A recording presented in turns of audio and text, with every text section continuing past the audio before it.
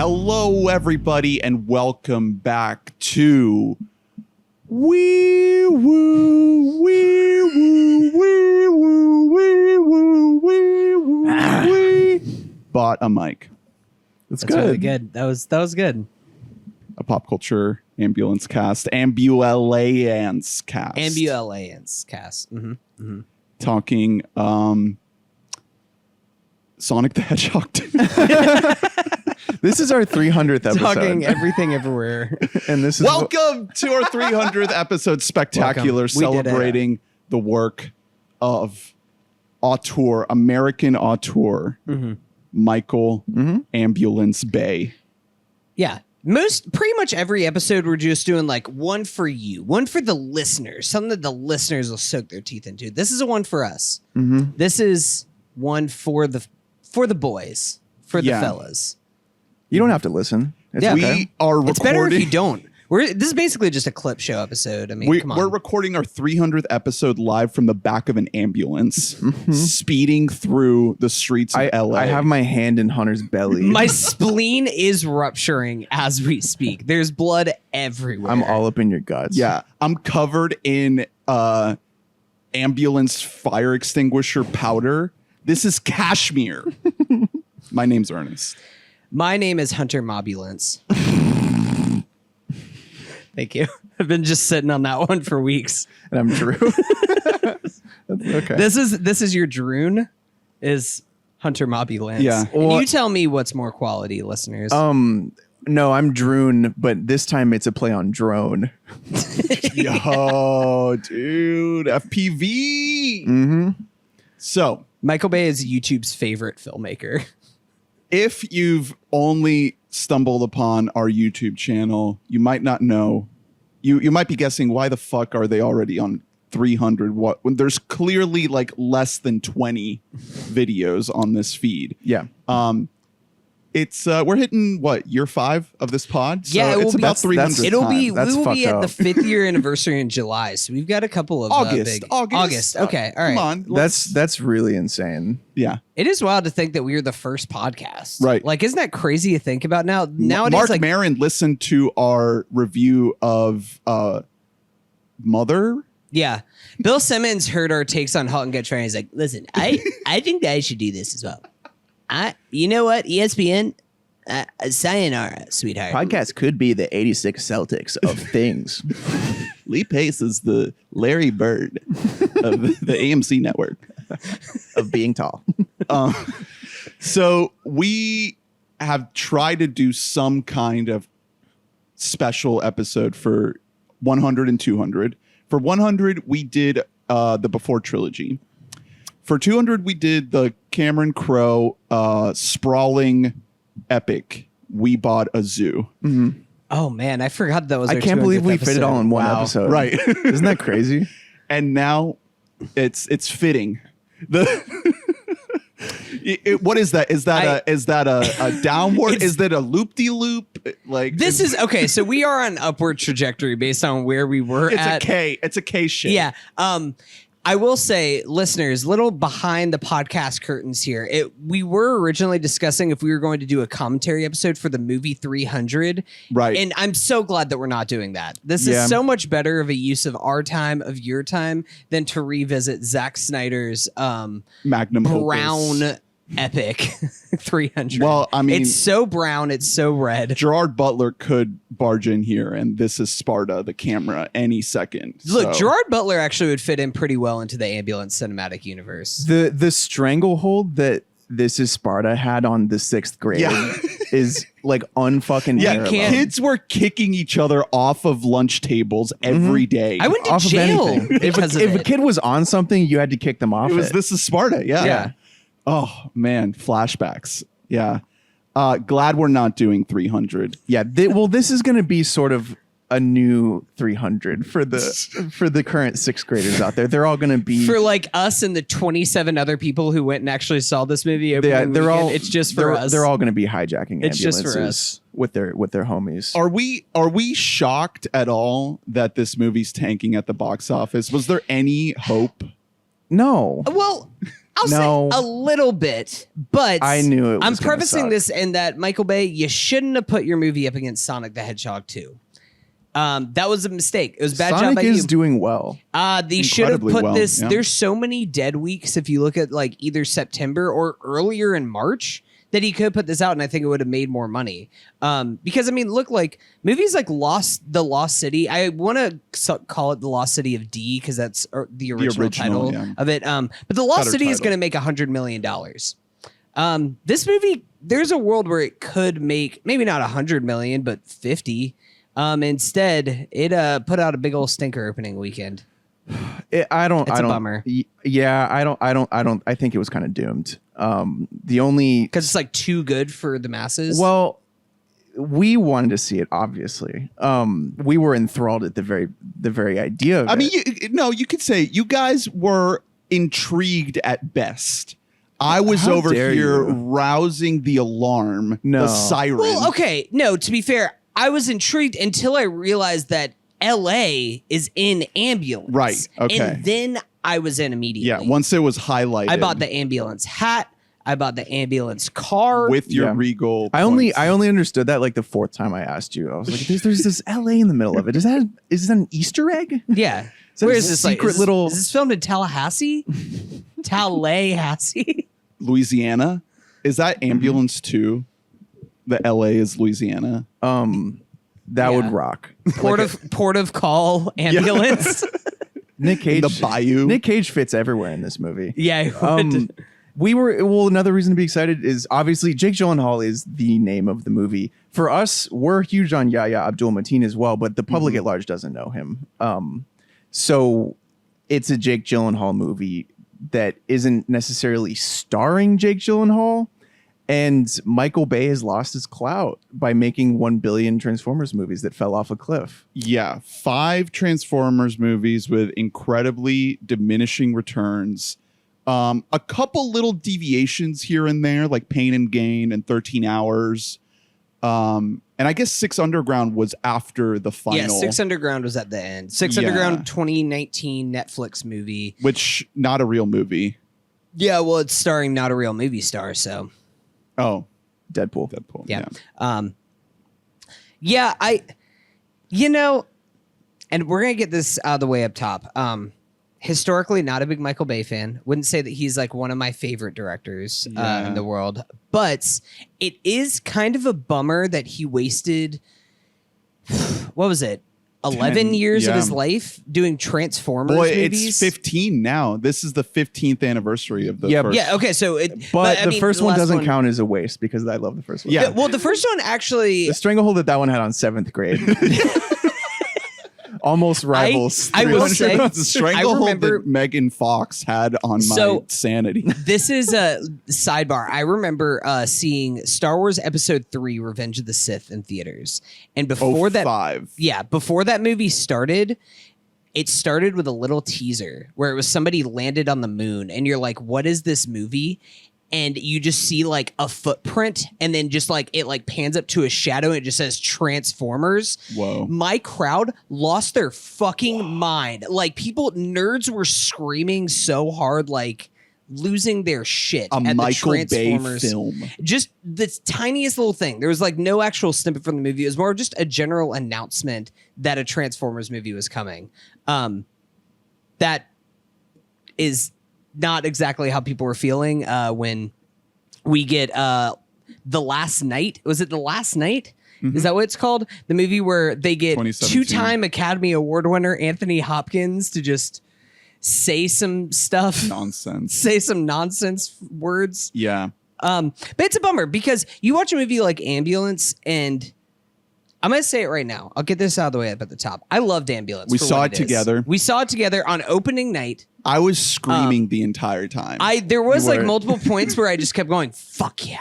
the fuck movies. And like, cause Michael Bay, for as dumb a filmmaker as he is when it comes to writing literally any semblance of a story, we talked about this on our episode of The Rock, he is like a genius when it comes to try to figure out creative ways to shoot action set pieces and try to figure out new ways to use the camera as a character in his stories. And in this one with the drones, I've never seen drone use like this in a movie, for better and for worse. Like I could not get enough of it. Literally every single time it cut to a drone shot, we're looping up and we're just doing a little flip. I made like a giddy, like almost disgusting sound with my throat.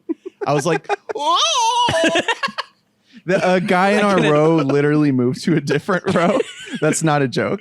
Well, I thought he was gonna leave because that was during the bullet extraction scene. Yeah, but it was just because we were squealing. Squealing. As we were like, Well, just giddy. we'll get to that scene because So- there is so much happening.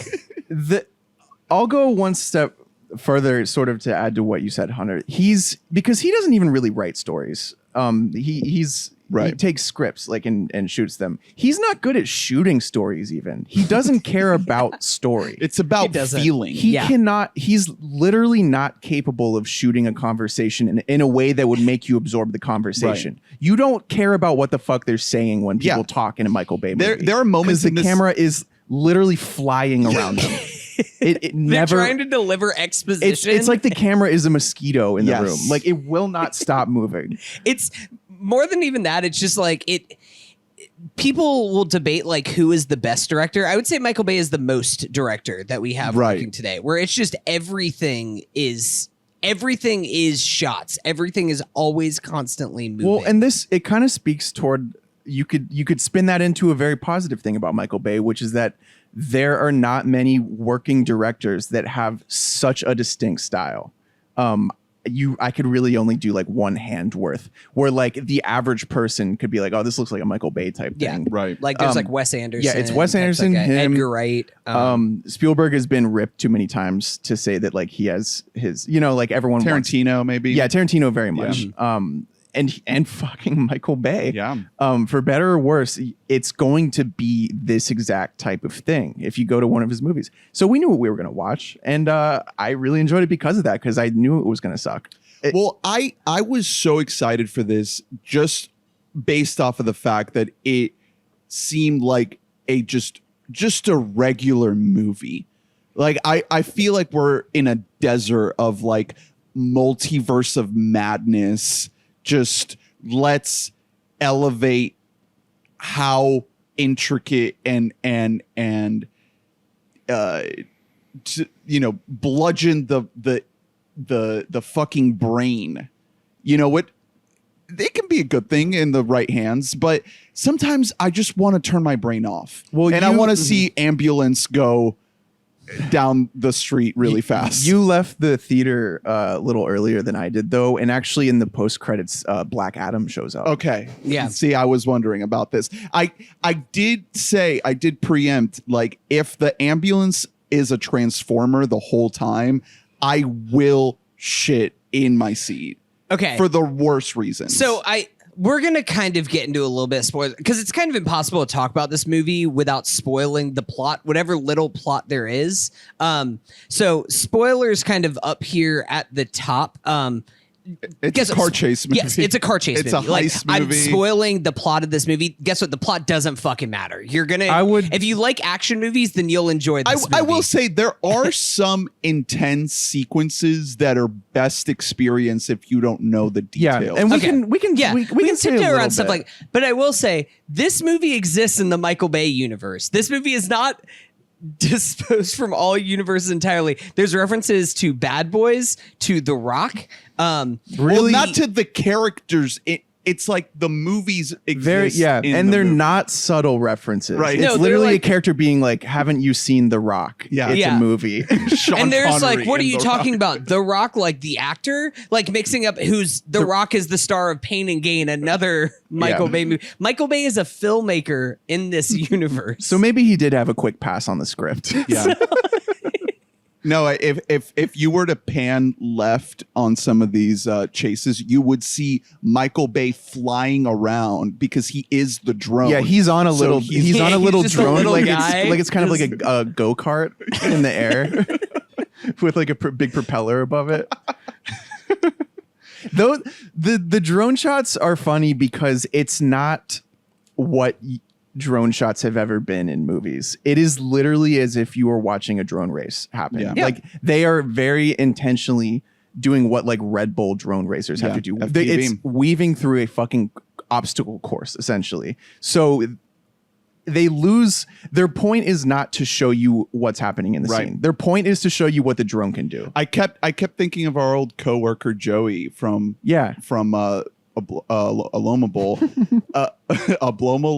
Ablomalo, because that's what Joey does, like first person view drone racing, like extremely fast. And there's this whole community on YouTube that is built around this whole first person view drone thing. And I just feel like Michael Bay stumbled upon that and like built entire sequences of this movie just on like the visceral, like kind of gut punch that you get when you are at the top of a building, first person drone view, and drop all the way down in like 2 seconds.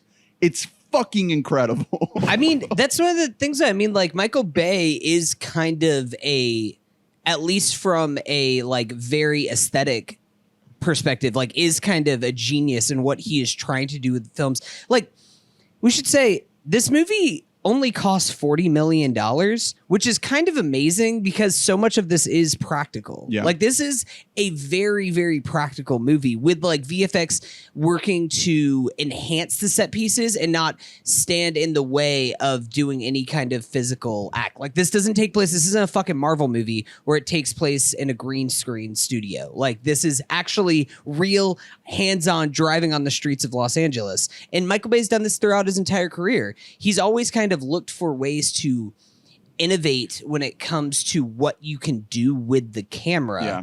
And that's why it makes sense why he would be inspired by something like not inspired by like Christopher Nolan movie or by like some other type of like actual film, but he's just like really big into YouTube videos and just like what are these drones doing? But these it's all a conversation because I feel like Bay has been so kind of detached from the true blue like action filmmaking side of things. He's just been in Transformers land for so long that the guys that have been making action movies in the meantime have pulled from Michael Bay. So now it's like he's like kind of taking the reins back a little bit. He's like reclaiming fuck the off, throne. Nolan. It's like when MGMT put out Little Dark Age. Yeah, it's like no, we got this. We knew how to do this first. Maybe we experimented a little bit with like fucking Optimus and fucking Bumblebee, but we're back. We're done fucking off. We're here to like show you how it's really done. And it sucks that the movie's going to bomb. I hope it finds an audience on streaming. I think it will. This movie's like made to be, it's going to have to be made edited, for Tubi. No, I think this is like, this is going really to go, is. TNT is going to buy this like as soon as it is available. And this is just going to be on TNT at like 3 it'll say PM. the We Bought a Mic 300th episode spectacular edition. Yeah, I'm talking about this podcast is going to play on TNT. Can we figure out what they say instead of all the fucks? Because this movie is like rated R heavy. Yeah. It really like it doesn't start out feeling like it's going to be rated R and then it goes like hard R. In theory, it doesn't have to be rated R, but I'm glad it was just because it makes it more raw. Yeah, I like a lot of blood, a lot of violence. A really like comical amount of blood. Yeah. One guy bleeds enough for like 10 people in this fucking ambulance. This whole movie. They even say something at one point. They're like, "How much? You can't bleed that much." Dude, Jake Gyllenhaal. We got to start talking about the cast. I think Jake Gyllenhaal is like, he's so fucking good in this movie. Incredible. This is Jake Gyllenhaal in his fucking bag. Our guy. This is Nightcrawler. He has not been this great in a movie in so long, and like Jake Gyllenhaal has just always been one of my favorite filmmakers. How many actors? One of my favorite actors. How many actors have the range to play an ambulance chaser and then to play someone getting chased while in an ambulance? That's so good. It's him. That's crazy. I mean, he channels a lot of that energy in this movie. The bug eyes, the scene where he puts on that mask and he's just like looking through the eye holes. I literally so I saw that he puts on a mask and I immediately was like, oh, he couldn't be Batman ever because the proportions of his eyes are terrifying when there's like no face for context. It's so fucked. He doesn't need the black makeup because there's no room to Yeah, it's all people. He has to like dye his eyes black. It's insane. He is so dialed up. They should have just made him like be doing coke in the movie. That's a minor issue. This movie has coke energy. Yes, why? But it's rated R. Why not just like make him? Yeah, just like have him like ripping. Yeah, it. I don't bust know. rails. The whole You know movie. what's the one thing is that this movie doesn't need is more plot threads. We'll get into that. More characters and more plot threads is not what this movie needs at all. We meet so many people. Yeah. Yaya's like, I told you to kick that habit, It's brother. an hour and a half in, and we're just still meeting like Jake Gyllenhaal's friend from college, and we're like, "What are we doing here, guys? What's happening?" It's also really messy because we are like several different emotional through lines are set up and then really, really poorly executed. If it wasn't for all that, this movie would be like close to perfect for me because it has so much like just raw energy, just raw fucking electric energy pulsing through its veins. And then when you cut away from the ambulance to these like fucking idiots in the police car tracking them, I was like, what are we doing? I don't need to care about them. What is I don't need to care about anyone. Right. The only person I think Michael Bay doesn't care about anyone. That's his exactly. whole thing. He doesn't understand how emotions work. Right. Which is true of a lot of directors. The thing is like he's setting up characters just for them to like yell at each other, but like he doesn't view people as characters. He's just throwing people in there like they're fucking action figures. Like that's how he's just like viewing them. It's just like, I want to throw more toys into this car chase set that I'm playing. Have it all with. blow up. Yeah, and just more people to be there at the shootout is what I want. Yeah, it does add to the general feel of the movie because Michael Bay's directing style is every single thing cranked up all the way. So it makes sense to introduce a bunch of emotional stuff, but it is really poorly done. Yeah. Because the pacing is all over the place because there's like easily 15-20 minutes you could cut out of this movie and it would gain a lot of energy because you feel like this movie could have like the Mad Max feel because Fury Road has it's one long chase sequence, but it has like the down moments to accentuate the more high octane moments. It's not all nonstop. Yeah. This movie like tries to do that. And I feel like there could be a way to do that because there is downtime in the ambulance. It's not like you're pedal to the metal the entire time. But when you cut away from those characters, the pacing of the entire story, it just grinds to such a halt. And a lot of that is it's a script thing. Like I'm not even going to put all of it on Bay because we don't need this movie doesn't need to be a sprawling ensemble movie. Not at all. It really wants to be though. And it doesn't going. It doesn't want to be a two-hander, and it could be. It could just be. Of course. Yeah. Gyllenhaal, Yahya movie. We could even incorporate Eiza González, who's also in the ambulance, and we're given so much backstory for her that we don't care about. She's a very good paramedic. It's just, but she has a history. Here's the thing: is that like, she's just she doesn't really have time for a relationship. But she is the best one at the job. She was going to be a doctor. It could be that, and that is what this movie I feel like would have been if it had come out when it would make sense for this type of movie to come out, which is like the 90s, early 2000s. Yeah, because this is exactly what you're saying. Like this budget and type of movie doesn't really exist anymore because this is like I don't know, like the closest comparison you could draw is just Collateral because that's Michael Mann. A lot of Michael Mann in here. Yeah, I mean it's Collateral, Speed. Like that's kind of what he's trying to do there. Yeah, Heat for sure. But like even like looking at something like Speed, like going back a little bit older. I mean, you mentioned Fury Road, but it's like all of those kind of mashed together a little bit. Yeah, just that kind of perpetual motion is that we're and just like we are nonstop. Also, Training Day a good amount too. Yeah. The two. Honestly, that two-hander. The guy who just like didn't know what he was signing up for. He just came in one guy expecting it perfectly normal day. One guy being an insane mega movie star who you can't help but like, even though he's evil, and then the other guy being.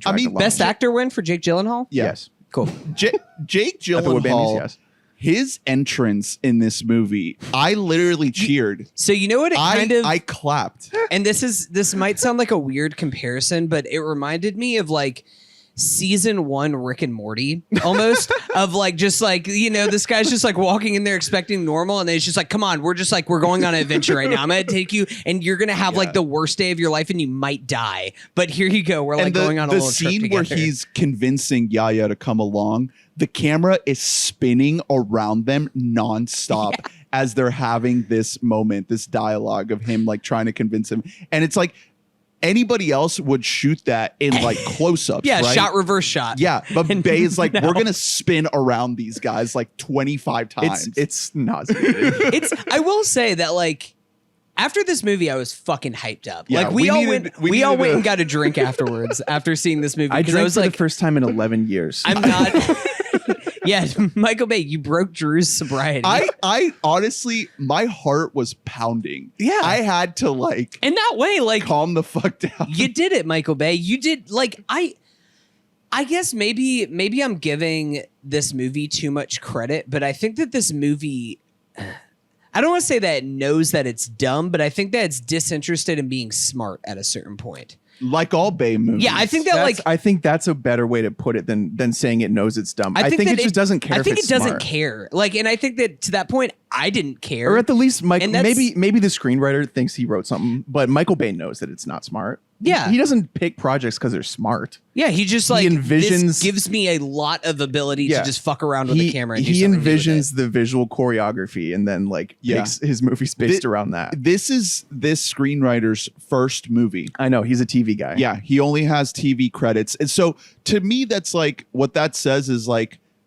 you have the very obvious bones of something. You know, you can tell it's just so obvious that there's just like bullet points. And then Bay is like, we're just going to just go fucking crazy off of these bullet points and just do crazy shit with the camera. He takes bullet points literally. Yeah.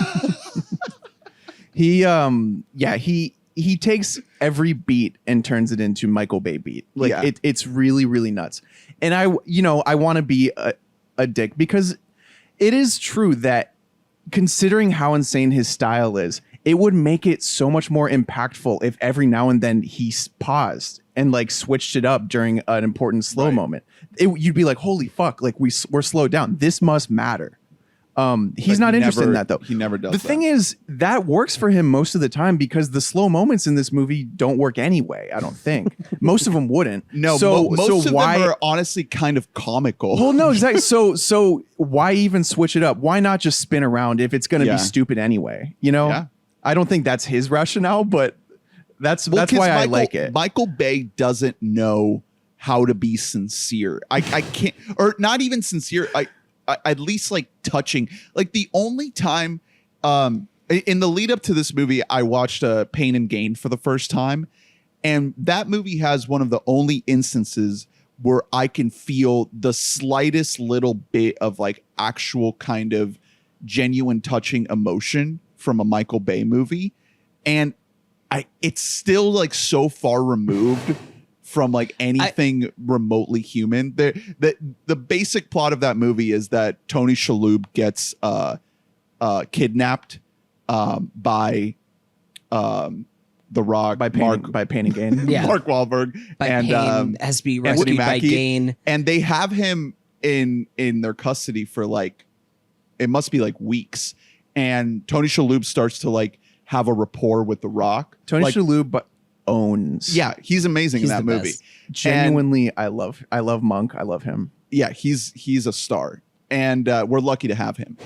And there are moments in that movie where you feel like you're getting like a kind of adorable little kind of moment, little connection between The Rock and Tony Shalhoub. They're like it's weird because it's like the captor and the captee, you know? Yeah. But it's like for a little moment, it manages to like get somewhere that Michael Bay never gets to, because in all of his movies, all of his characters are reprehensible people, and he never wants you to care about them because he doesn't care about them.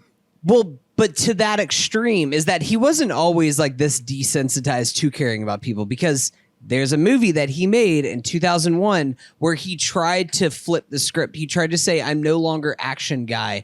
I'm guy who's all about romance and about characters in my story. And he made Pearl Harbor, which is might be his worst movie. One of my least favorite movies I've ever seen in my life. That movie's so bad. It's awful. My grandma loves it. And so I watched the 2 VHS copy because it was too much shit to just fit Double on one stack. VHS. It was the double stack VHS. I watched it as a kid and I was like, this is the worst movie I've ever seen in my 6-year-old life. And then before that, he made Armageddon, which is also trying to have emotional beats. I think Armageddon's a bad movie too. I don't really care. I know there's a lot of people who really love Armageddon. I think that movie kind of sucks. Some of the emotional beats kind of work in that movie now that I think about it. Listen, I really like Aerosmith too, but like we have to separate that out from the movie. When Bruce Willis sacrifices himself, man. I wish he would do an Aerosmith song featured in every Michael Bay movie. It would own that'd so. be sick. What would be the Aerosmith song for this one? I don't know enough Aerosmith songs. Well, Sweet Emotion. not walk this way, but like drive this way. Okay. Come together, but Drive my car. drive my car. Aerosmith has had a lot of moment. We just talked about Dude Looks Like a Lady, the inspiration for Mrs. Doubtfire, just a couple weeks ago. I unironically love the song Jaded. Jaded is honestly the best. Well, you know, Jaded is kind of like the glass that Jake Gyllenhaal peers through whenever it's broken from a bullet hole. It's kind of jaded. That's true. Yeah, I don't know enough Aerosmith. Just a Well, quick that's on you. sidebar. Do you guys know what the next Michael Bay movie is called? Yeah, Robopocalypse. Robopocalypse, a sci-fi story set in the aftermath of a robot uprising. And it's written by Drew Goddard. Yeah, Drew Goddard. Who's written really good shit before. He needs those checks, man. He's written good stuff. Look, maybe we're back. I will say this is like a What if you classic. gave him a good script? It feel like it would be a good movie. You know? I mean, this is one of my favorite Michael Bay movies. I know that's a low bar to clear, Yeah. but this is in the top half easily. This is like in my top 4 Michael Bay movies. I don't know if I like it more than Pain and Gain. I would recommend you guys watch Pain and Gain.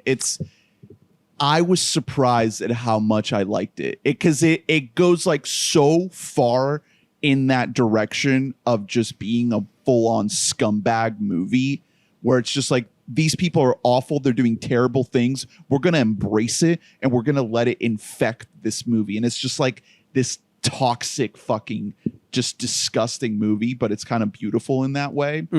And Mark Wahlberg, he can play a shitty toxic guy really, really well. It's the only thing he can play that convinces me. Yeah. Because I'm like, oh, you're just channeling your real life. Yeah. Yeah. Him and Departed, that's look- Mark Wahlberg. Yeah. I'll say like, and this might sound a little bit hot takey, but, and I'm not saying, I think that The Rock is a better movie than Ambulance, but I had a much more fun time watching Ambulance than I did watching The Rock. I mean, we were in a theater watching this. That's the thing. Because I was talking to a friend of the pod, Adam, and he saw Ambulance at a press screening that was like sparsely attended. And not like our theater was full. There were maybe like, 15 people in there tops.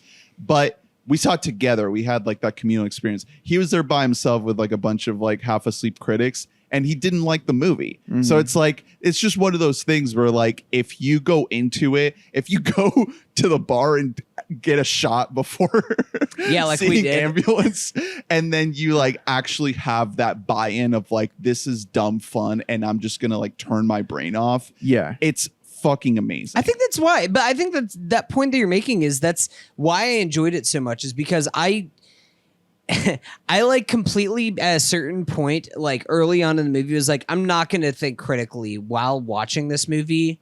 I'll like think about it once I'm out of it. But for these like 2 hours, I want to completely like lose myself in this theatrical experience. And I did a lot easier with this movie than I have with a lot of other movies where I'm like more focused on the plot semantics and what's happening. You Here's the thing literally is that can't I just do don't that care. with Yeah. No, it's not possible to focus on the plot of Well, Ambulance. that's something that I was trying to get at earlier when we were talking about kind of like how Bay communicates like logic. He does, like, there are moments in this movie where they're calling out certain streets in LA and stuff. And like another director would make a point to like have a very clear idea of like where this ambulance is going and where it is in relation to everybody else. And like just the general geography. Michael Bay does not give a single fuck about that. It could be driving around in circles for all we know. The time of day is just changing constantly. It's like the sun's setting and then it's just like high noon. Yeah, it's just about what looks cool. It doesn't matter. It really does not matter. And I love that. Yeah. Continuity be damned. So I want to talk a little bit more about Jake Gyllenhaal because I think that he has so many scenes where he just gets to explode. Like I want to rewatch this movie just to clip out some of the one-liners that he has where he's just like he's cooking shit up, man. He's coming up with some shit. He's like, well, I wish I didn't have herpes. So but life isn't fair sometimes. Apparently like, just in reading and some of the press stuff that's happened afterwards, Michael Bay, this is like the first time like he let his actors cook on set, specifically Jake Gyllenhaal. Yeah, he was just like, Jake, you're just going off the dome for these. Like, I want some improv shit. Because they are in the ambulance and to capture that claustrophobic feel, there was times where he stepped out and he had just Jake Gyllenhaal shooting some of the sequences in the movie. And he's the perfect guy. It kicks ass. You need a guy like him for a role like this. I didn't know he was letting him shoot. Yeah, no, Michael Bay was just like Jake Gyllenhaal. You just take the camera like during the surgery sequence. I mean, if they were in a real ambulance, that makes sense. Yeah, there's only so much space in a fucking ambulance. Jake Gyllenhaal's the MVP. Jake Gyllenhaal got to pilot the drone. Michael Bay's like, you know, just take this thing on like a test run. I might go do another line in my fucking trailer. I'll be right back. I think another reason that this movie is a lot more entertaining than a lot of Michael Bay movies, like, is because, and also you could argue worse, but I would argue better. Yeah, is because that like off the cuffness, those silly, stupid lines, they're not being played against, you know, an action movie like in The Rock, for example. That happens a lot. This doesn't always feel like an action movie. A lot of the time, this is being played as melodrama. This movie, like they are playing this movie like as if they are really trying to tug at your heartstrings. Yeah. And then Jake Gyllenhaal will yell the stupidest thing you've ever heard. Yeah, because Yahya is in a serious movie. Yeah, Yahya is trying to be a real actor. That character is like he's like a war veteran that's been wronged by and Yahya his is country. an awesome actor. It's just like, that's not what you're supposed to be in this movie. You're like Jake knows he's supposed to be pretty bad. But I think that if Yahya's also dialing it up to 11, then I think this movie kind of just becomes like it'd be a farce of itself at a certain point. Because like I said, the script is really trying to be like super serial a lot. It's not trying to be like lighthearted, bantery action movie. It's trying to be really dramatic and then also lighthearted and bantery at the exact same time. Well, Jake, that's what I was trying to say earlier, is that Jake isn't like, you need a guy like him for this role because he's able to be scary too. He's not just whipping zingers the whole time. He's like actually scary half the time. So it's like it's a really good balance of like, okay, this guy's like kind of funny and I kind of like him and I kind of want to hang out with him. And yeah, there's a guy bleeding out, but like we're having a good time here. And also like, holy shit, he might fucking shoot me in the face. Yeah, no, there is something like very unhinged where you think like he could just snap at any moment and just like be like, I'm just going to kill this fucking cop and just like kill him. Yeah. This is an all-time Nick Cage role. Yeah, but even Cage doesn't quite get to like the almost suaveness. It would have to be like mid-90s. Yeah, it's not Cage like now. Con Air era. Yeah, because Cage can do the zaniness, he can do the wacky craziness and make you laugh as an audience member, but from the character's perspective, you're never thinking like, hey, this guy's kind of cute. Like, Yeah. Speak for yourself. There is, hang out in there's the kind of ambulance. some charisma to what he's doing out there. Like the way that he's. I mean, Jake Gyllenhaal could never not be I know that's the thing charismatic. is that Right. he's just like he's so fucking cool that like at the end of he's doing all these like Yeah, he's like wearing a heinous, turtleneck. awful It's like, things, all right. and you're just like God. Also, he's by the way, fucking great. Jake and Yahya are brothers. Yeah, we haven't they're, mentioned they're brothers, and their dad was like a legendary like mafia Yeah. type guy in Los that Angeles. FBI guy does not shut a the legendary fuck up bank about that. robber, and so Yeah, Jake he was Gyllenhaal Robert De Niro, and Jake Gyllenhaal stayed in that life and has become his own a bank robber in his own right. Yahya joined the military, served his country, is a great and I'm very proud of him for that. And I salute this movie does Thank you, contain troops. the single reverb trumpet playing whenever the military is mentioned. Oh my Classic. god! So we Fucking classic. gotta bring this up because we talked about this at the bar after the movie. Michael Bay has a very specific take on like the military. Yes, because it's really important. yeah, this seeps into all of his movies because in some way he taps into this idea of military guys are heroes that should be praised and Commended, awarded and worshipped and whatever, but the government is a bunch of empty suits The stuff- that are useless, and so it's like I just want to talk to. I don't want to talk to a robot anymore. yeah, Is the it's- line like it's like the 2 military minutes is into the good, movie. but the government bad. Yeah, the It's- military, one of the more famous branches of the government. Here's the thing. It's literally like politics for dummies is like what Michael Bay, how he's viewing. It's the same like idea that you like when you were developing political opinions of your own when you're like 8 or 9. It's just like, man, my mom and dad really don't like the government, but they do like the troops. And God bless the troops, man. Like it's fucking because I think that Michael Bay has like so child basic. brain whenever it comes to Well, politics. he does. It's a type of brain that I would call Buttigieg brain, Right. There we because go. he is a very outspoken, soft liberal. In Did you Hollywood. notice the Buttigieg cameo in this movie? Buttigieg, he plays Hold the on. cop, No, right? Ernie. He plays the cop that's bleeding out. Ernie? I hope you're not going to say that he plays the FBI guy who's. Because you wouldn't say, Ernie. You wouldn't say that. He was the boyfriend in the therapy session. You just wouldn't say something like that.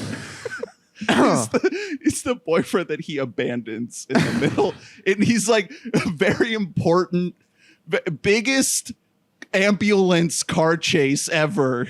Gets a text. He gets a has text to that's like, leave. "Hey, if you're in some sort of important therapy thing right now, just leave. Don't Yeah. tell him a damn thing." I know Just you get and the your fuck husband out. are like on the ropes right now, but you have to leave him so that you can stop this ambulance chase with your possible college lover. Is that, Yeah, well, there's that's what definitely I'm some ta- history That's there. what They- I'm talking about. they though. just We got- why do we get that scene with this bank heist guy? Because his life is like hardly in danger. It's only in danger in one scene in the whole movie and I guess that's the scene where that's supposed to pay off. Where we're like, no, not the guy who once was in therapy. Like, that's genuinely why you would write that scene. Other than that, like, why care? I don't care. Another thing they keep doing and really, it's exposition. They need to add these layers. no, I know. Of like Yeah, that's a good point. Actually. backstory to these A lot of the people. backstory is just exposition Yeah. because during that therapy session, he says, well, I mean, I work for the FBI. I actually head the bank robbery division. Yeah, the bank therapist- robbery division of the FBI, which we all know exists. Well, the therapist, one of the better jokes in it is the therapist is like, do people still rob banks? That was funny. Yeah. But it's literally just to introduce him in a way that's not him showing up. When he could honestly just show up and say what he is, and I'd be like, Yeah. okay, you're here. Well, Yeah, the thing and is, welcome. going back Or to just like not show up. We already have a million characters. Yeah. We already know so many people. that's the whole thing. Is We're like meeting dudes on a golf course on FaceTime in this movie. we meet That was this amazing. guy, we meet this FBI agent like I don't know, like an hour and a half into this movie. And like we are in and- the meat yeah. of this movie. And then when he shows up, he introduces a twist. Yeah, he introduces a twist. But before we even get to the is so twist, stupid. he's talking about just throwing people in there just completely pointless. Why do we have both Keira O'Donnell as the FBI agent and also Garrett Dillahunt as the captain of the police? Those are two characters that just represent the same thing, but they both exist so they can like scream at each other about just like, I don't get your references, boomer. Like that's what they're there for. It's just to be like two bickering cops. Well, it's cop another versus FBI agent. Exactly. It's like a classic archetypical thing. Is like, you know, the Fed suit and then the cop who's really like down in this area. He knows these streets. Garrett Dillahunt, who owns like stock in the whatever USC's like Garnet and Gold store is, like their, by the way, specific school shop. He has all of the merch. It's not just the hat. He has the sweater. I'm pretty sure that he's wearing like maroon like jumpsuit pants. The dog definitely has like a tag, a USC collar. Look, he just loves the Trojans. I love that Garrett Dillahunt didn't have to put on a costume for this performance. He got to just like show up with what he was wearing that day. I bet Michael Bay just hop probably in gave there. him his clothes. Do we think? I don't know. Michael Bay might be. He gives me UCLA vibes. Yeah, he's a film school boy. Yeah, USC has a monster film school. They both do. Are you looking up if Michael Bay went to school at USC? I bet he did. Yeah, that's an LA boy through and through. No, he went to Wesleyan. I do love. I wouldn't have guessed that. Because he seems like a filmmaker for the people. No, so we do get the whole backstory of Keira O'Donnell and him. Keira O'Donnell, who was friends with Danny Sharp, friends with Jake Gyllenhaal from college, because they like literally do Matt Damon's character from The Departed, where he gets hired by his mob boss father to go to like detective school, go to FBI school. I think they just literally say FBI school, which I don't think that's a thing, to try to like learn the way that cops think, so that he can be a better bank robber. Yeah, he was basically, he was undercover at Quantico somehow. You know how you do that from like a summer at USC. So that exists to give us another very terse connection between, you know, that makes it so that Gyllenhaal is talking on the phone to somebody he knows when he's talking to the police, essentially. That's stupid. That doesn't matter. I don't care if he knows Garrett Dillahunt or not. I really like Garrett Dillahunt as an actor. He's every time he shows up in something, I'm like, oh, cool. Like he's a really, really solid guy. Yeah, you recognize. Guy. Yeah. This is something that is a carryover. I need to see more Michael Bay movies to see how often this is true. But the way that you know that Garrett Dillahunt is a little weird is that he has a funny little car, which is also true of Nick Cage in The Rock. Right. Because he's written to be a weirdo, but he's not weird. Yeah. Everyone just calls him weird, and then he's awkward, but he's also like, he just has strange things. Like that's the best encapsulation of how Michael Bay doesn't understand characters. Yeah. He thinks that the only way you can visualize a weird person is to give them weird stuff. Yeah. Well, no, to take that one step further, it's not even just about weird car, weird person. Michael Bay thinks of characters like you can express what this character is by their car completely. Because Bad Boys, Will Smith just has a cool car. You know that Will Smith is cool because, like, in the very first scene of the movie, he's talking about like how he got like this new convertible and like all the chicks dig it because this is like a really cool car, and that's enough to know that Will Smith is cool. That's how you know Shia LaBeouf is awkward sauce, because his car has trouble talking. Mm-hmm.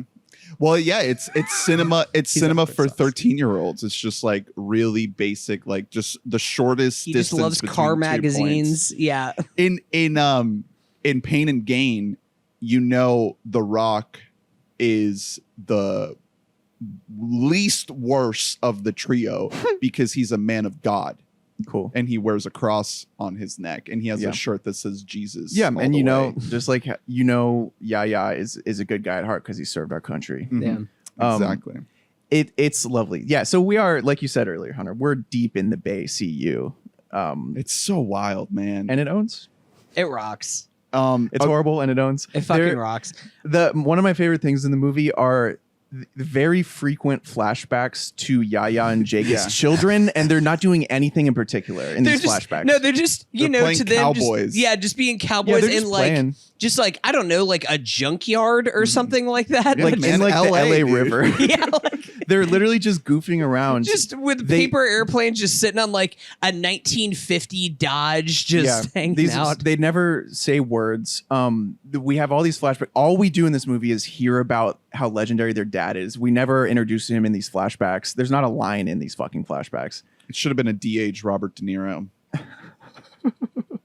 Straight out of Heat. Every time you do that, it works great, you know? He kicks a guy in the face. It's insane how everything you could put in this movie there is more of than there should be. Yeah, so that's the next thing I want to talk about is like there's this escalation that occurs in this movie where like basically you open up, you introduce your main character. Very quickly, you get introduced to Jake Gyllenhaal and his crew, and then very, very quickly after that, we're in the bank heist. Oh, and we're also early on introduced to the ambulance driver. Right, Yeah. exactly. We're kind of cross-cutting. Eiza? Eiza. Eiza González. Yeah. So we're kind of cross-cutting, and we know, these subplots are going to encounter each other. That's already a lot of characters. Yeah, genuinely, that's enough. That's genuinely, enough for a that movie. is a movie full. We aren't even there yet because we also meet the two cops who are just like on the beat, and just one of the guys. He just really wants his buddy to get this girl's number, this one bank teller's number. Yeah. Which like, don't hey, you know what? That's what you talk to get. people. That's what you get for trying to pick up women on the job. Do okay? not do that. You're gonna have your fucking spleen rupture at So some point he today. walks into the bank in the midst of what is pretty clearly a hostage situation. right. Everyone is so on edge, and he's like, sorry, this is a little I'd like to weird. open but- a savings account. Yeah, wow, I guess I'm the only person in here. Jake is incredible. This entire scene, just flashing those pearly whites. Acting like the bank manager. just so good. He's so Like, cool. We're so blessed to have Jake Gyllenhaal as a performer in Hollywood. Like he is so underrated, and I fucking hate it when he gets when his talent is wasted on shit like Velvet Buzzsaw, because like this is a prime example of like how to deploy this man's talents. It's just like an absolutely perfect performance across the board. And like in this scene, it's like everything about what he's doing in this movie is encapsulated in that scene. He's charming. He's scary. He's menacing. Mhm. He is seductive. He is absolutely on point with the mission. You can tell he's the leader of the operation and he has a plan to get this heist in and out done. It's like, it's so good. Obviously, shit goes wrong. They have to fucking improvise. They end up in the ambulance. And then we get this massive chunk of the movie that's like this car chase essentially, and like it just keeps going from there. Yeah. and you keep ramping. I it was up. before we even get to the car chase, I knew that we were in for like a great time with the actual heist itself. The heist itself is awesome. Like just really, really well done.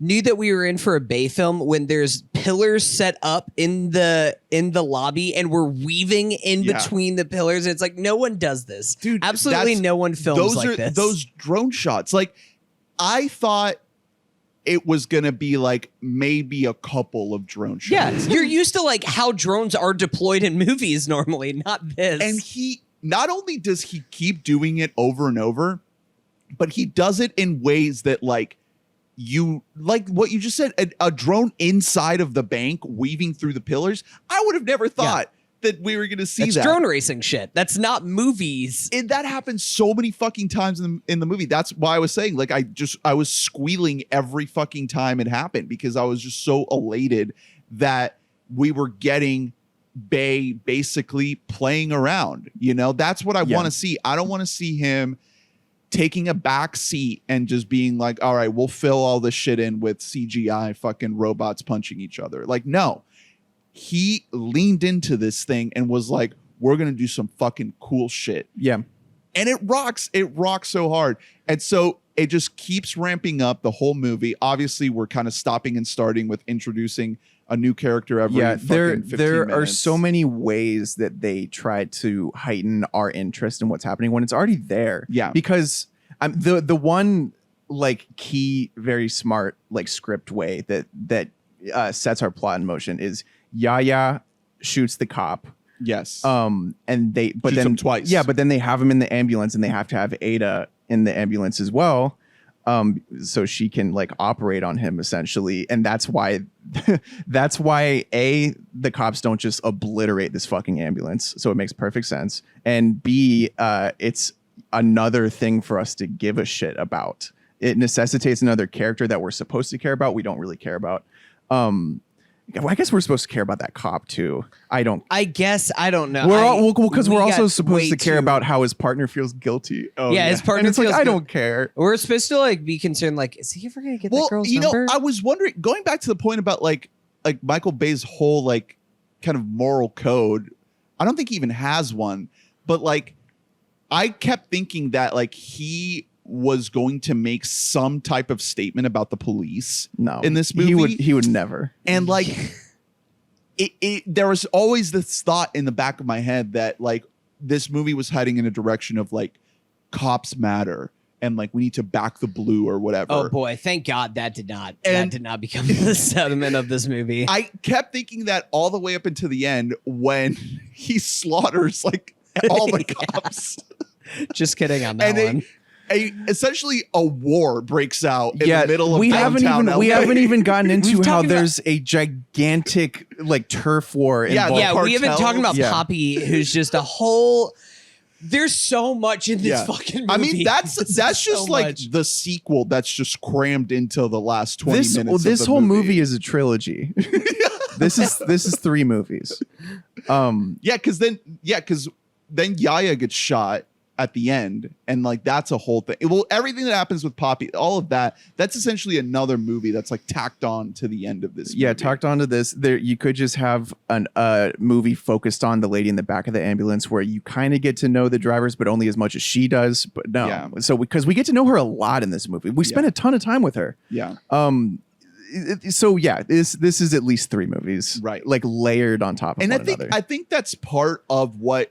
In some way, it's kind of intentional because I feel like he is trying to just be like, let's not make this a franchise. Like to some extent, he's like, I just did a fucking franchise of 5 fucking movies. I just want one regular movie. Yeah. You know, and even though there might be some studio notes or tendencies or whatever in the way, I don't know, you know, we obviously don't know all the machinations of like what went down, but you can tell to some extent that he's just like, there must have been some compromise where at the end of the day, he got that say of like, whatever we do here, it's the end of the story is the end of the story. And that's it. It's it's a clean cut. It also, like, in addition to just being definitive like that, this also just harkens back to traits of like old Bay movies. Like The Rock had a lot of the exact same problems that we're talking about here, where we met way too many people in The Rock. There were too many different angles of storyline. Like, we're getting to know all these people in like the military war room that just not a single one of them is captivating at all in The Rock. Yeah, so it's all just for Bay to like make that point again of like, these are all just idiots. Yeah, in government. We get to know all of them. We get to know the all of these like ex-Marines on Alcatraz. Then we get to know everyone on Connery and Cage's side because they have a whole team with them. It's not just those two. And the result is what, like I said during that pod, it felt to me like a couple different movies were kind of getting mushed together. This is that, but they're not being stitched together in this movie. They're all happening at the same time. Yeah. This movie is sensory overload. Yeah. More so than anything that CG could come up with. Yes. Like this movie it will get you off balance no matter what. And so I think the big thing that we're trying to get at here, which is to me kind of the high point of the movie, is the bullet removal scene. That's where like it kind of peaks. All of these tensions are ramping up and they're stacking on top of each other. All these plot machinations that are coming to a head and here in one sequence. It kind of peaks at this moment where it's like, it's revealed that, oh my God, he shot him twice and the bullet's still in him. And it's like, at this point, it's like, if this movie was operating in any sense of reality, like this guy would have been dead a long time ago. He's been bleeding for so long. He's been bleeding so I do bad. have a question because early on in the movie, the first time that we meet Eiza's character, the EMT character, she's just like, I can save anyone if I can get them to a hospital in 15 minutes. Yeah. They're driving. Why did they establish that as a plot thread if they then proceeded to drive around Los Angeles for like 5 hours? Like, why even make that a thing about her character? It's like, I can keep anyone alive for 15 minutes. You're maybe keeping it's them alive just- for a lot longer than 15 minutes. I think it's just straight up stealing lines from Collateral. Right. Jamie Foxx is like, oh, I can get you anywhere in the city in 50 minutes. Yeah, no, so it all leads up to this where this EMT has to perform open chest surgery on this something dying she cop. presumably has never done before. She's never done But before. she got not so a close to surgeon. finishing med school, then she Right. got hooked on speed. Yeah, that's right. Yeah, she's a drug addict. We have to She got hooked on the Keanu Reeves film Speed. because No one has stop called it watching speed it. since the 90s. because if there's anyone who has a fucking speed problem in this movie, it's definitely her and not the person behind the camera or Jake Gyllenhaal. So she has to perform open surgery on this person in the back of a moving ambulance. And her solution is to first call her ex-boyfriend. Yeah, and which be is like, a great reveal, first of all, because she had just said boyfriend earlier. When she was trying to ward off the advances of her ambulance. Oh my God, I Who, by forgot the way, about we care about him a lot. Yeah, why? Jesus Christ, another fucking character That in this movie. was maybe the hardest I laughed the whole movie. Is at the end when he comes, he's like, "Hey." Yeah, he tries to come back and be like, she's like, yeah, I think I'll take that drink now. That was like the end of They Came Together when she's being like, "Hey, it's me. You know, your partner from earlier. We just met." Like, Yeah. like the audience is like, hold on, who is this now? Who the fuck is this? No, so she calls up her ex-boyfriend because of course, like she's a career woman with no kids. She has no time. And he's like, "This is a little awkward." And then she's like, "I'm "Hi, a hostage." He's like, "Oh, you're in the ambulance, aren't you?" yeah, you immediately knows this is. And You're there's- the biggest chase of And all then, time. well, and then he is like, "All right, well, that type of surgery isn't my specialty. Let me introduce you to two more characters." Yeah. There's Screw two more kids. FaceTime Here, call. FaceTime them on the course, on the golf course. And in the ambulance, it's on like the EKG. Yeah. They are Chromecasting to the EKG. We have the technology to FaceTime It's this the person craziest and also have them be able to see his vitals. His vitals are coming through like on their phone, like in the lower monitor. They do not give a shit about their golf game. Like, are we sure that they wouldn't have been like, Do you know how pissed I would be? I'm about to finish. Like, can we like just wrap this up real quick? I'm about to putt. Like, no, they're like, drop everything. We gotta save this. What is the benefit Save this to these guys being there instead of just her ex? Well, because helping? a woman is not able to perform surgery without the help of 3 men, Drew. Okay. How many men does it take to perform surgery? I mean, this is like the class. This would have been progressive in the 90s because she is very strong, like as a character, and yet Yeah. she's still. This is not a There's progressive a lot character. about this movie that feels like it belongs in the optics- 90s. The optics of a Hispanic woman and a black man being completely clueless as to what to do and then being told by 3 white men what to do. Not a great look. Sounds about right for a Michael Bay film.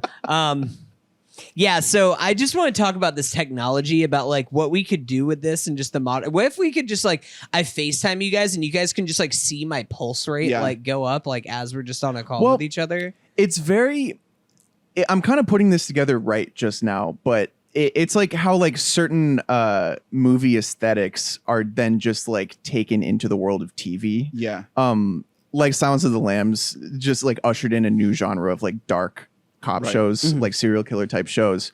This is the CSI shows. Michael Bay invented CSI, in particular CSI Miami. They have nonsense tech like this. Yes, I watched a fuckload of CSI Miami as a kid, and it looks Interesting. exactly like a Michael Bay movie. Yeah. Like the shots makes are sense. so kinetic for no reason. They have in every CSI, but especially in Miami, they have a room where there's essentially a glass wall that is just all touch screen, where they're all just going like, hold on, let me zoom in on that and like swipe this over here.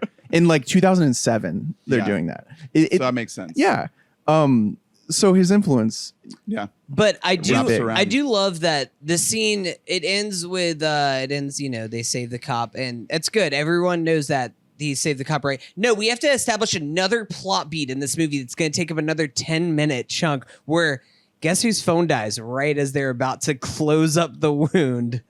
Wait, you It flatlines for half a second. You skip the biggest moment. Oh, which is the close up of the hand going into this guy's body and pulling out his internal organs and squeezing out the bullet. That Yes. was awesome. Blood And it's just sprays over everybody. It's just That like was it's fucking awesome. escalating and escalating and escalating. That was I was I was losing my mind. well. That's when I was happy. Yeah. That Bay got to make this because there aren't obviously not a lot of notes in Yeah. this movie.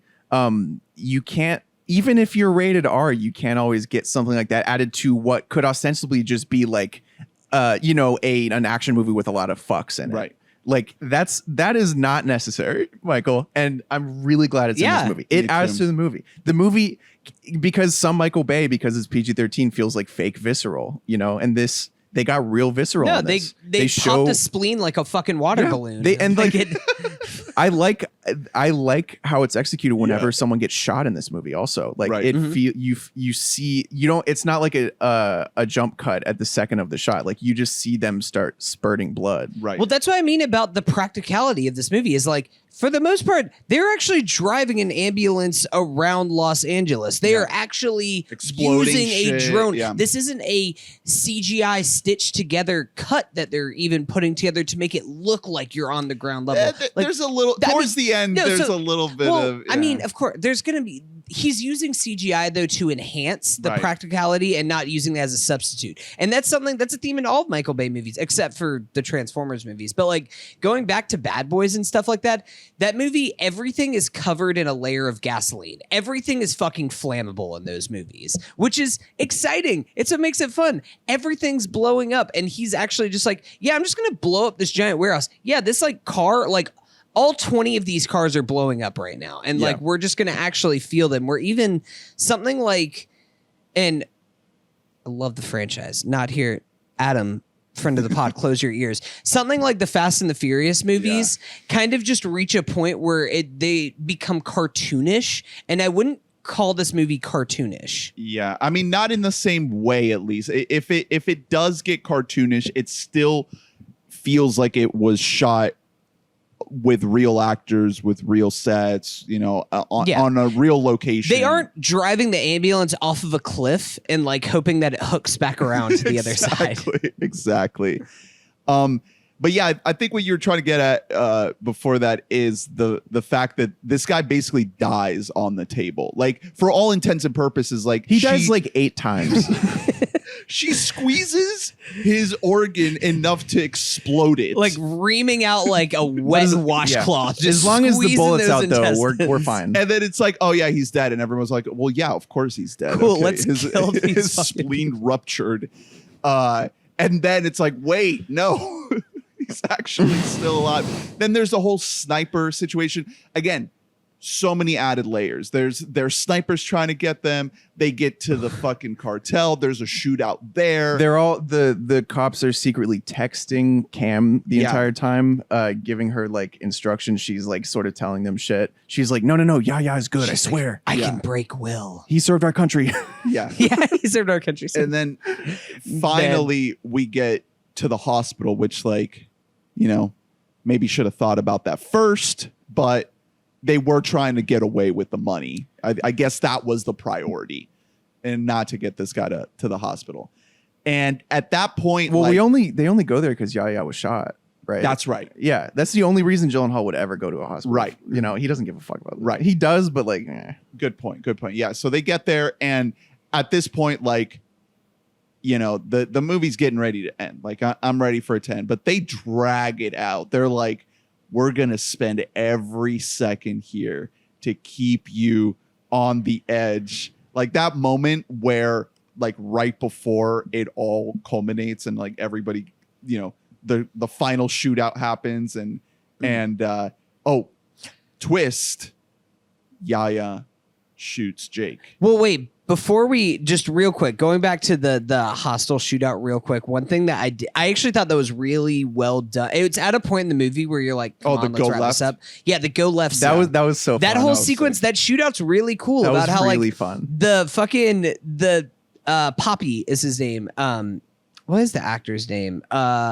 Adolfo Martinez. He's like a classic daytime soap opera actor who Nice. plays Poppy. He's like an older Tuco Salamanca. Yeah. Yeah, it's basically Yeah, straight like, out of Breaking Bad. yeah. But like he's just like, no, we'll get you out of here. But the deal is like we have to kill the cop because of our turf wars and everything. And that's like a piece Well, they of killed his son. yeah. There's so much fucking. There's so many fucking Jesus. Yeah, like you're This is saying not things our I forgot fault right about. now. I swear to forgot I about swear other to plot God. threads in this movie. This is not. Our fault. No, We yeah. could have Wikipedia pulled up and it would sound this insane.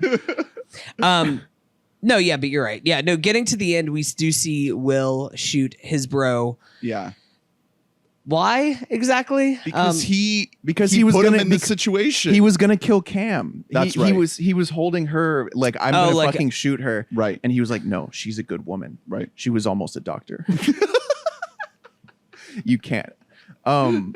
She was she was also used. That in is System to actually- spit out just like me it as is- a former Marine. It is a very 90s action movie thing to have two characters who just sort of like look at each other and size each other up and they're like, you're a good one. Right. And they have that connection where they're like, you're Yeah. a good guy, aren't you? You don't Oh, wanna- wait, That's wait, actually wait. the first time that we met each other when we were 14. I was like, "You're a kid. You're a good kid, Andrew. Yeah. When you were like talking Let's about make a podcast. emailing Let's High circle back Times 10 magazine. Years. Wait, you just reminded me of something. I can't. Okay. That moment directly after the spleen explodes, where she basically still has her hand inside of this fucking guy's gut. Yeah. She like locks eyes with Yahya and like everything stops. Everything and stops. They are like 6 inches away from each other's they're faces. like, what are we They're doing? both really hot people. Yeah. So like your brain, and they're sweating. your brain is naturally just gonna go to like And this look, is like a sexy thing. Here's the thing. It's a Michael Bay movie, so everyone's wet. Everyone is just glistening sweat at all times. But I can't remember what the line is in that moment, but it doesn't have anything to do with the fact that this guy is like bleeding out on the table. It's like, so what are you doing after it's like this? yeah, no, it's literally just like Like, what are we doing here right now? This is so crazy. you guys are What's- brothers, huh? Yeah. It's like one of those types Yeah. of things. Didn't have to be like this. I did. It's like the dude's like foaming at the mouth on the table. This girl. She's this like, "What's girl your wife Cam- like?" I didn't want to mention this. Like, this is like a standard Bay thing, but Absolutely. About how a woman character actually isn't a character at all. she is like way too hot. Like, her makeup is perfect. There's like Yes. a war breaking out. There's blood everywhere, and literally the entire movie, she looks perfect. yeah. She looks so hot. It's like, why? What is the point of this, Michael Bay? Why is this a thing? Because for he you? has a lot of caveman brain. Just Yeah. like, movie Gotta has have to a have hot girl. pretty Yeah. like, and people I will do, say- like there are plenty a of thing, dummies yeah. who went in that theater and were just like, Got to see the hot girl. she was hot. Yeah. I jury's out on Eiza González as an actor.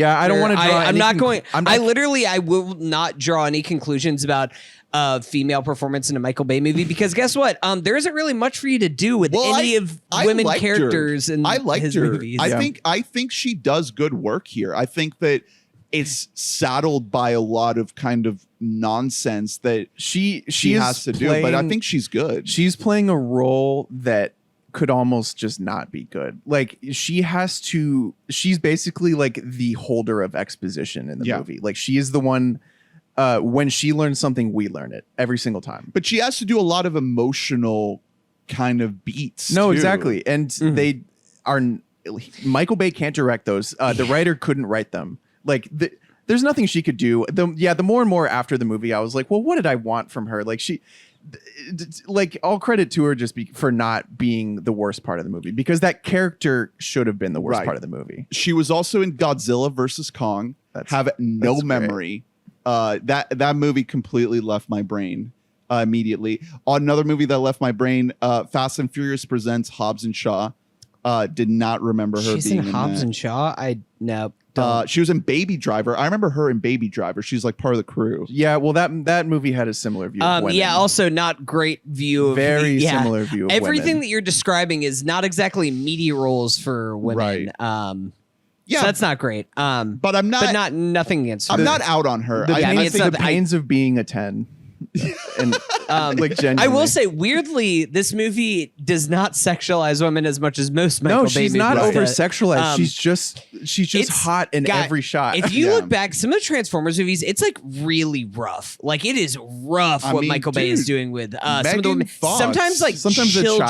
child, yeah. Yeah. No. Like it's not good what Michael Bay is doing in he some of those makes things. Bumblebee way too hot. Yeah, I will say Megan Fox he has talked about how like her career basically took a major hit because of because what then you he just did to 'cause her you're just on screen. You're then known as just like dumb hot girl. Yeah. And Yeah. this character is at least smart. She's just not given a lot to like actually do. yeah. Right. That's not great. And but- she's put alongside 2 stars. So Yeah. she like it's not a diss to say that she's gonna look worse comparatively to Jake Gyllenhaal and Yahya. It also does help those that are like like very seasoned actors. compared to her. Yahya and Jake Gyllenhaal, aside from being seasoned actors, are also just 2 beautiful people as Right. well. They're all also beautiful. They're all. It's Everybody's just 3 hot. hot people in an ambulance, Which I together. love to see. Yeah. Like That's honestly, what you like to that's see. one of the it best feels parts. very classic Yeah. movie. That's why I hated cutting away from them because I was just like, I just want to be locked in this ambulance. No, let's with go to these- Garrett Let's see Dillahunt. Garrett Dillahunt. worrying about his dog. Love that dog though. That was a good boy. It What was that dog's name? Wasn't it like Rocket or something? I bet anything it was like an LA reference. It was probably like Trojan or like I don't Rams. know. Echo Park. Staples Center. Kobe.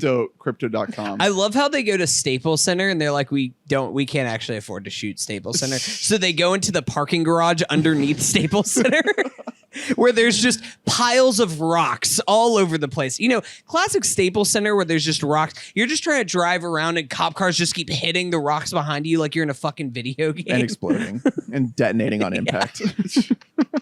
Just driving into piles of C4 everywhere. Somebody sucks. pointed I out love films. somebody pointed out that I've never seen this movie, but the Wayne's World movie, there's a bit in that movie where it's like they just have crates of watermelons set up on the Yeah. street just for a car chase. That has been to hit parodied in like 10 different movies, and he still did it in this movie. That's the Michael Bay staple. I mean, that's The Rock too, is just kind of Nick Cage driving down the streets of San Francisco, just hitting every single single car. Sir, they're food headed cart straight for around Fruit here. Street. They're I headed straight for Watermelon Avenue.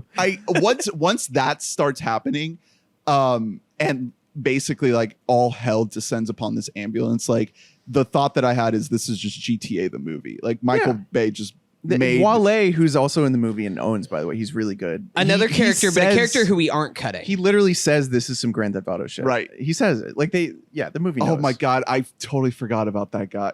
Wale, I love Wale in this Yeah. movie. He's actually fun. I wish that he's got he's like high. more Guys who just scenes. brings neon green spray paint to the party. He just plays a dumb high guy. There's a lot of like obviously shot during COVID here. And like of all the movies that have been shot during the pandemic, I really like this because like it was smart to be like, let's do a car chase movie because we can be outside. Everybody can be like isolated in vehicles. We can shoot separated away with like long lenses. Like so much of this movie feels like, you know, kind of untouched by COVID. But then you get like something like that where that actor like is just completely separated from everybody else.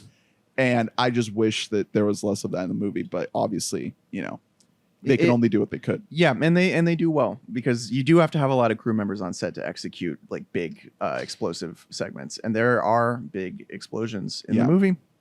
I do want to talk about what do we think happens to moving forward a little bit to the end of this movie. The end drags on so much. I was waiting. I was like, all right, let's wrap it up. So let's kind of go through beat by beat here. So Yahya kills Jake Gyllenhaal. Yeah. We don't know that first, and then we see it. We're I like, think very I dramatic. think Jake doesn't know it either, which is nice. He gets to die yeah, he not gets to knowing die his just brother thinking killed they him. just got killed by a sniper. Yeah, which is sweet. Yahya has been shot previously though. So he's bleeding out. He's fully dying. Ada is sort of being like whisked away. They're like, "Oh, you're the one that was on the news." Blah, Yeah. blah, blah. And she's Walks like, right "No!" off the crime scene. She's like, "He served our country." Yeah, he saved our country, and then just walks away. Just no questioning or anything. She's got to go With the check cherry on. blossoms. She's got to go behind check her. on the girl that she saved earlier. Somewhere in today. there, her partner walks up and is like, "Hey," and just hands the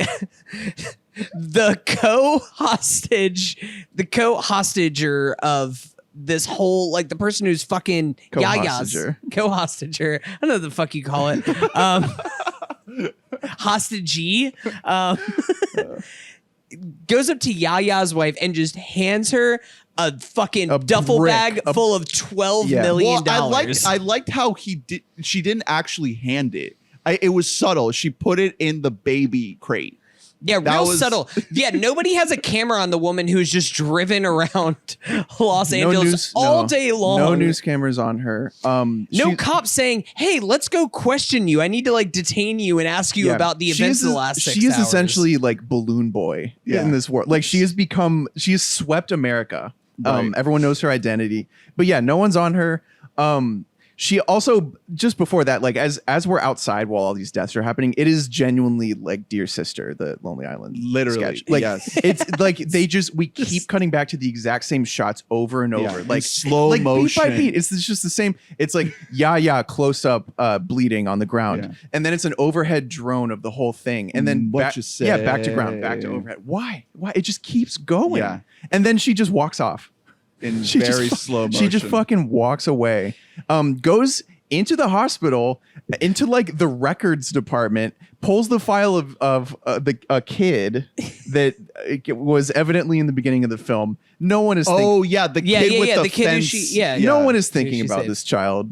No, yeah, I had to like get you to remind me. I was because you're like, who the fuck is that? I was like, no, it's the girl. Remember She had a 2.5 fence hours ago when we Yeah. first established her character? Genuinely, like you couldn't have paid me to remember that.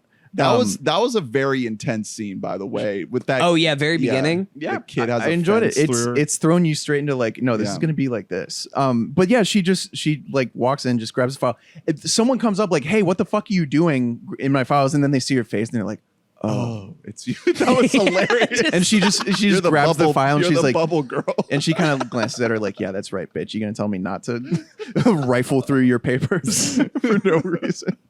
Seems like maybe a trauma response. So here's the question though.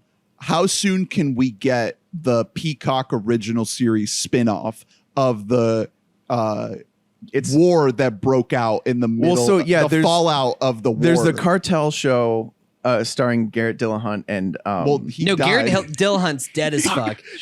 Starring the it's starring Fed and Keira his O'Donnell. husband. Yeah. And the Cartel. There is the AmbuLAnce show starring Cam and her partner. Yeah. Hey guy. Okay. And then there's like, I don't know, Yahya becoming like a mailman.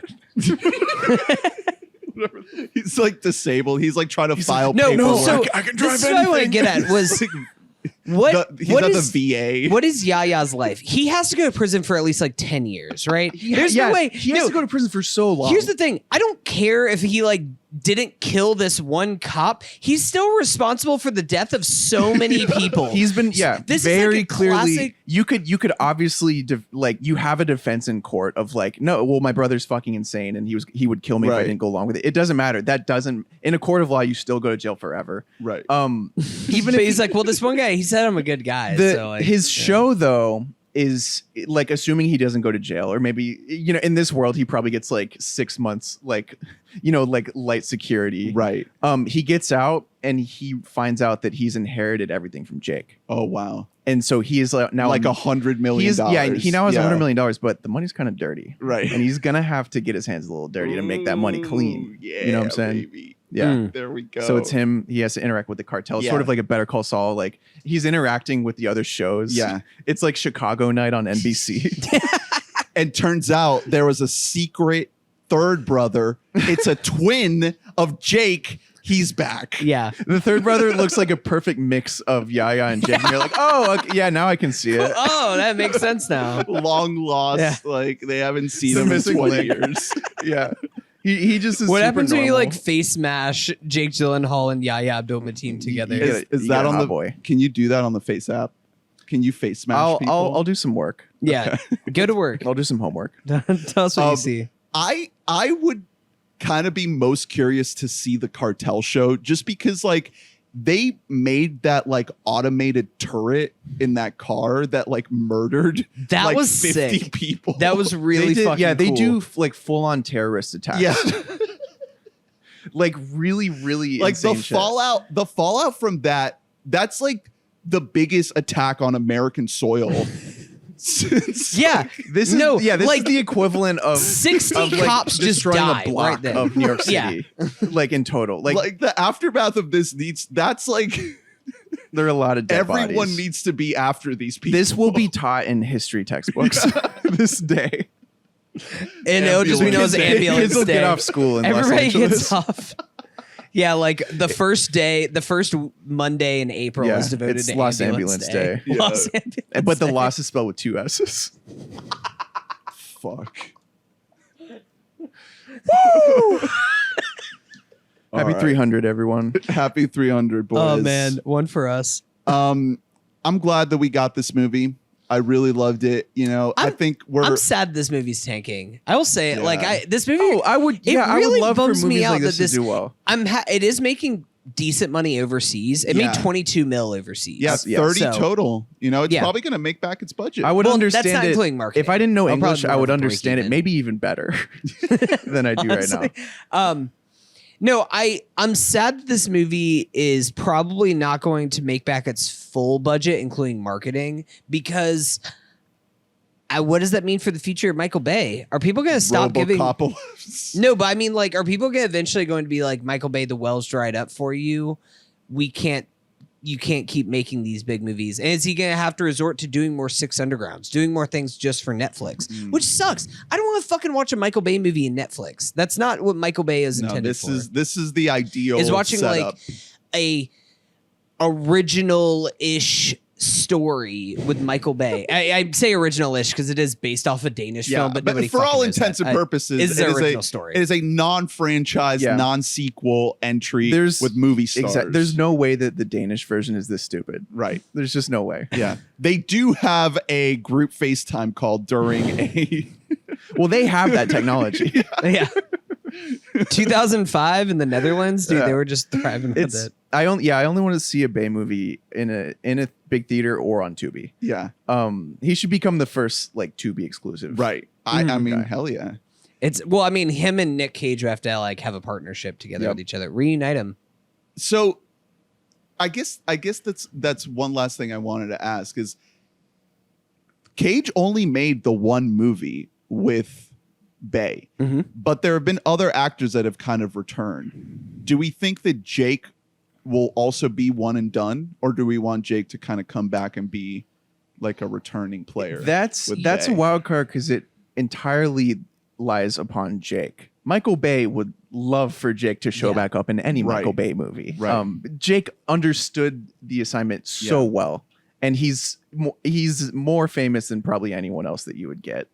Honestly, If it was one and done, It's- I'd be happy. But obviously, I'd be even happier if they got to play around even more. It's interesting because, I mean, just looking at Jake Gyllenhaal's career, really since Nightcrawler's in 2014, and he has like some hits, some misses since then. But really, more than It's a anything, big variety of if you stuff. look at his filmography, like he's really trying to go and like look for auteur filmmakers. And even if the movie doesn't entirely work or what he's doing doesn't entirely work, he's giving it his all and he's trying to pick his projects. With the exception of Spider-Man Far From Home, which I don't love that movie. I love him in that Yeah, movie. he's great. He talk about understanding the assignment. He like nails Mysterio down in like Yeah. a perfect way. well, and that's But- also him doing like A-list stuff. Like Yeah. that's like paying your taxes. Yeah, if you're no, an exactly. A-lister. You have that's- to do it. That's his thing to make the paycheck so that he can like take on a movie like Life or like Nocturnal Animals. Like he's wanting to work with auteurs or indie guys.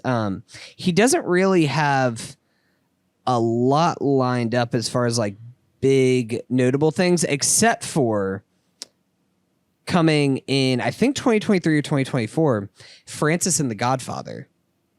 Oh wow. about Francis Ford Coppola making The Godfather, where he's playing. Do you guys know who he's playing?